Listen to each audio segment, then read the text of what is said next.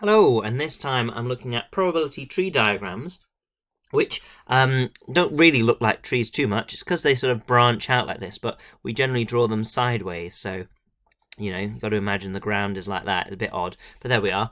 And what they are is a way of drawing out all the possible outcomes of a probability situation to make it easier for you to see how to combine the probabilities to get your answers. It's like thinking on the page. So you might find a situation where there's a probability question where you don't need to do it. You can just think, oh, well, if I need that to happen and this to happen, I'll just times them together. Great. But especially when there's different permutations of different ways to achieve things, it's quite a good way to sort of make sure you've not lost anything. It's like a systematic way of saying all the different things that can happen, and then you can look at it and make sure you've not missed anything. So they are pretty good. So what do we do? Well, here we've got a tree diagram shown for us. Let's just read the question though. We've got two examples. This is the first one. In a school canteen, the probability that a child has chips with their meal is 0.9, and the probability that they have baked beans is 0.6. So you can see the tree diagram here. We start off at now, and then we go into the future. We say, well, one possible future is that they have chips, or they don't have chips. If they have chips, they might also have beans, or they might have no beans. But if they don't have chips, they can still have beans, or they might have no beans. So there's four outcomes. They have chips and beans, they have chips but no beans, they have no chips but do have beans, or they have no chips and no beans. Those are the four possible outcomes. And you mustn't think, oh, well, if they have chips, and then, we decided they have chips. The point is they haven't decided. This is they might have chips, and if they do, they might then have beans or not beans. Or if we come back to now, because remember they haven't decided yet, they might go no chips but have beans or not. So it's just showing you all the different possible journeys they could take through decisions. Now what we do with the probabilities is we label them onto the lines. Now in this case they're given as decimals, so great, we'll just use that.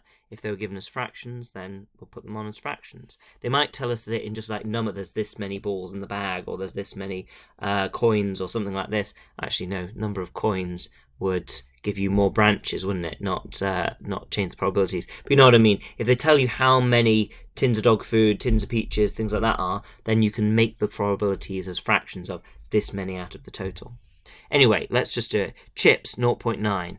If that's 0.9, then the probability of not having chips is 0.1, because the probabilities must always add up to 1 if you've got an exhaustive list, and you either have chips or you don't. There's no other option, so they add up to 1. You either have beans, which is 0.6, or you don't have beans. And these are independent from each other. Like, the choice whether you have chips or not does not affect whether you then have beans or not.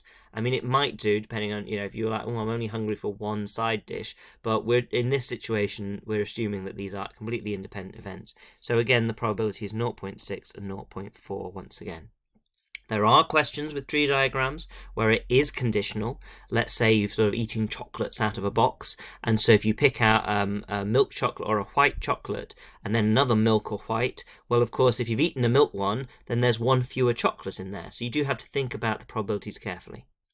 Okay, so now how do we work out the probability of each of these four outcomes? You multiply the two probabilities together. So as you go down the branches, you multiply them together. So this is going to be 0. Oh, actually, no, it's not. I just did it wrong in my head. 54, I think. And this is going to be 0.36. And this is going to be 0.06. And this is going to be 0.04. And hopefully all of these should add up. Well, this 0.06 goes on there to give 0.6. This goes on to give 0.4. 0.6, 0.4 will make 1. So that's good. And now we have the probabilities of each of these. We can just answer the questions. What's the probability that a child has both chips and beans? That, 0.54. What's the probability that the child has chips but not beans? Okay, so that's that one. So that's, as a point there, 0.36. Neither chips nor beans is this bottom one, 0.04. So nice and easy on that one. It's just they just wanted, in each question, one of these outcomes, and we just wrote down the probability. Let's have a look at another example. They haven't drawn it for us this time. We're going to have to draw it, but that's okay. On average, Alice comes to tea on 2 days out of every 5. If she comes to tea, the probability that we have jam tarts is 0.7. If Alice does not come to tea, the probability we have jam tarts is only 0.4. Right, so it is conditional in this case. They have just told us what the probabilities will be. So let's draw the tree diagram. The first thing that might happen is, does Alice actually come to tea or not? So here we'll say that we get Alice, and here we'll say no Alice. And then if Alice comes, we either have jam tarts or we have no jam tarts. Or if she doesn't arrive, we still might have jam tarts or not have jam tarts.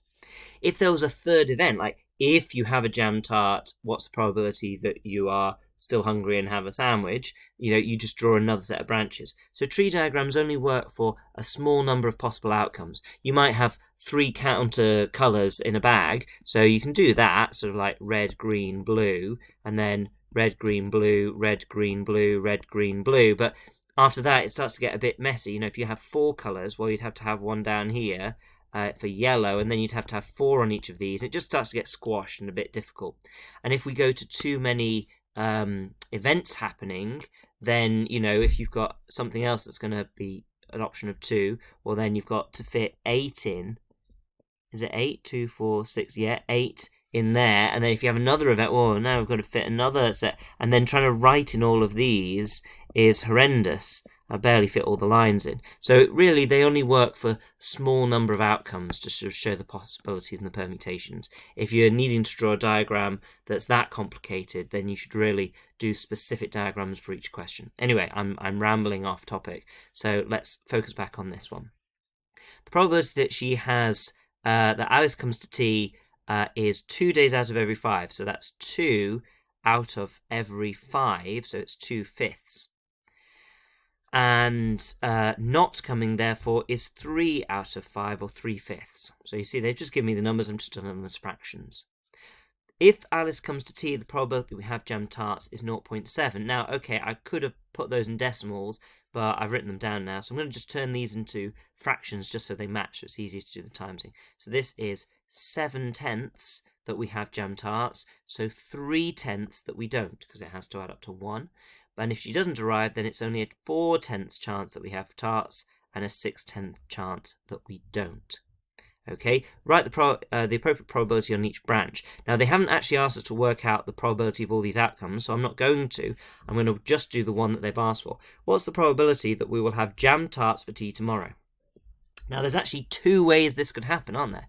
We could have jam tarts if Alice arrives, and we could also have jam tarts if Alice doesn't arrive. So there are 2 different probabilities we need to work out, and we do that by timesing. So 2 7s are 14, times the tops, times the bottoms, 14 over 50. Now that will cancel down, but I'm just going to leave it for now, just in case this doesn't give me something that can cancel. They're still both out of 50, much easier to add together. So 3 times 4 is 12, so okay, no worries, but there we are. And 5 times 10 is also 50. And we can add this together, because I don't mind which one it is. I multiply to get that probability, and I multiply to get that probability. But when I don't mind which is which, whether we have jam tarts if Alice is here, or if we have jam tarts without Alice, selfishly, I don't care. I just want jam tart, and that's what the question says. So either of these are good for me, so I'm going to add it together. So that is 26 over 50, which can cancel down to 13 over 25. And that's the probability. Now, in a GCSE exam, you can leave your answer as that unsimplified version. If you want to write down a simplified answer, great, go for it, but always write down the unsimplified one first, because if you mess up the simplifying, just a bit of mental maths goes wrong, then you will still get full marks for writing that down, and they'll ignore your not very good simplifying, and you'll still get full marks. Okay, so hopefully you can see that if you're asked to draw a tree diagram, then you just draw these branches whenever a decision is to be made, and you label what happens at the end of the branches. You put the probabilities on the branches, either as decimals or fractions, doesn't matter. Each probability is worked out by timesing the probabilities together on your journey. And then if you want multiple outcomes, if there are several ways that could turn out that you'll be happy with, then you add the probabilities together to get your final answer. If I've not mentioned anything important, or if I've made any mistakes, or if you just got some questions about it that I haven't covered already, then pop them down in the comments. But otherwise, cheerio.